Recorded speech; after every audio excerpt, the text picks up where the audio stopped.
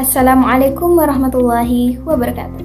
Hai teman-teman, jadi pada video kali ini kita akan membahas mengenai karakteristik dan perbedaan individu. Pernah nggak sih kita berpikir kenapa setiap orang itu berbeda? Ada yang jago matematika, ada yang jago seni, ada yang introvert dan juga ada yang extrovert. Intinya setiap orang memiliki karakteristik individu, yaitu ciri khas yang melekat pada diri seseorang mulai dari fisik, cara berkomunikasi, cara berpikir, sampai keyakinan. Ciri-ciri ini unik dan dapat berubah seiring waktu. Ini semua hasil dari gen yang kita bawa sejak lahir dan lingkungan tempat kita tumbuh. Nah, perbedaan yang muncul ini yang kita sebut sebagai perbedaan individu, yaitu variasi antara satu orang dengan orang lain dalam berbagai aspek. Jadi, tidak ada dua orang yang benar-benar sama. Setiap orang lahir dengan paket yang lengkap berisi sifat, minat, kemampuan, dan cara berpikir yang berbeda. Ini yang membuat kita unik dan mempunyai gaya masing-masing dalam menjalani kehidupan. Ada 4 aspek yang membuat kita berbeda. Yang pertama, aspek fisik.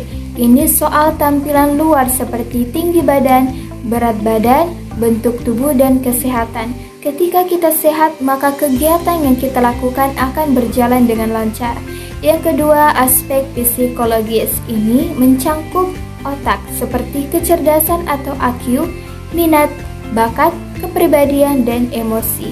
IQ sangat penting untuk prestasi belajar kita. Yang ketiga, aspek sosial. Mencangkup bagaimana kita berinteraksi dengan orang lain, bagaimana kita bergaul, dan hubungan dengan keluarga, teman, dan masyarakat. Keempat, aspek spiritual. Ini mencangkup hati dan nilai kita, seperti nilai moral, keyakinan agama, dan pandangan hidup.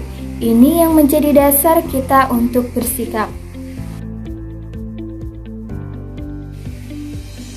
Perbedaan datang dari 2 faktor utama.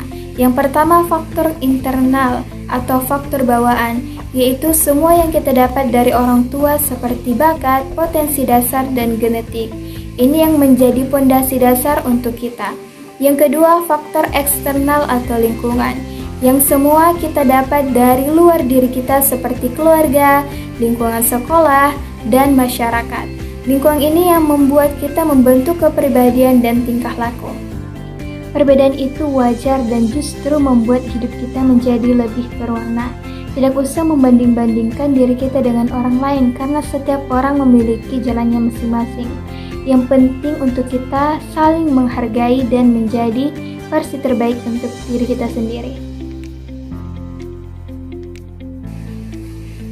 Pentingnya memahami perbedaan ini apa sih? Banyak teman-teman. Yang pertama, untuk di sekolah, guru dapat mengajarkan peserta didiknya sesuai dengan kemampuan agar belajarnya menjadi lebih optimal. Yang kedua, untuk konseling, psikologi atau konselor bisa memberikan solusi sesuai dengan masalah dan kepribadian. Yang ketiga, di tempat kerja, perusahaan akan menempatkan karyawan sesuai dengan bakat agar pekerjaannya lebih maksimal.